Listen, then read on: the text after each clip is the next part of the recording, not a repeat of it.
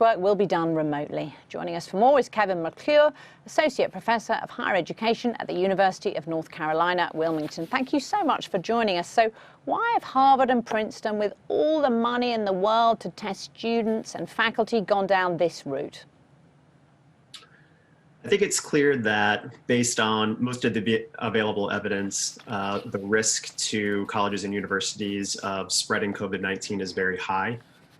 Many colleges and universities were designed to bring students and faculty members and staff together, large numbers of them, often in relatively small spaces. And so it's easy to imagine colleges and universities and surrounding communities becoming hotspots.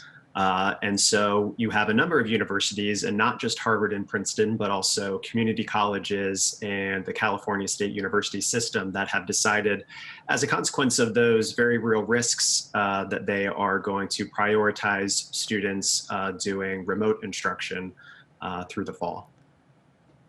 But how much concern is there in higher education, and I speak as the parent of two college-age students, that remote learning just isn't the same at all?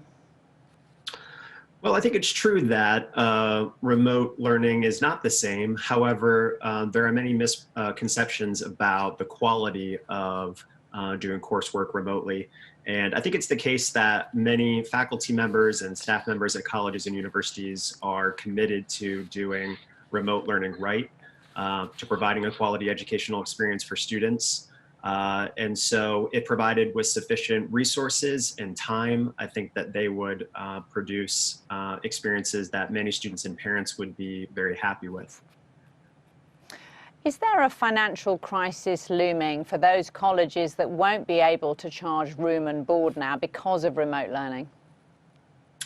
Yes, there are some colleges and universities that absolutely depend on students living on campus in order to meet their operational costs. And so those colleges and universities are going to be facing some very acute financial pressures.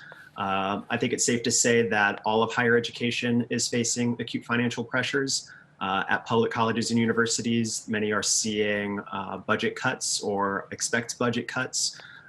This is a time, I think, where there is extreme need for state and federal governments to step up and invest in higher education. And by investing in higher education, they may make it easier for institutions to make the right decision for public health, which is to keep students, faculty, and staff off campus. And so I think there's a way to avert financial crisis with resources and investment. And how can you explain the fact that, faced with the same information, different colleges and universities are coming to totally different conclusions about what to do in the fall? Well, the financial realities at colleges and universities are very different. You've got extremely wealthy institutions like Harvard, but the vast majority of Americans actually attend colleges and universities that don't have those types of resources. Some colleges also have to listen to governing bodies and politicians. And so there's different pressures that they are navigating as a consequence of that.